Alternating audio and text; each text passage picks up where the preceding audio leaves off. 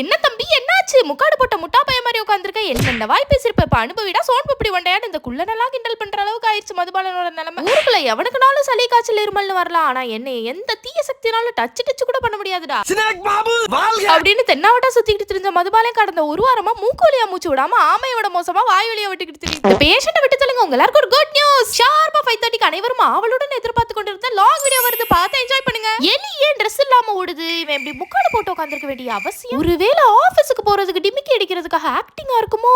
இவன் பண்ணாலும் பண்ணுவான். ஆக்டிங்ல கிங் ஆச்சேன்னு புச்சரு ஷிண்டுக்கு டவுட் வந்து அவனை சுத்தி வந்துகிட்டு இருந்தானுங்க. நிப்பாட்டுங்கடா, உண்மையிலே எனக்கு காய்ச்சல் தாண்டான்னு பேஷண்டே வண்டி எடுத்துட்டு கிளம்பி. நான் எதுக்கு இந்த ஹாஸ்பிடல் செலக்ட் பண்ணேன்னு சொல்லி பாப்போம். வேற எதுக்கு அவார்டு கொடுக்கவா செலக்ட் பண்ணிருப்பேன்?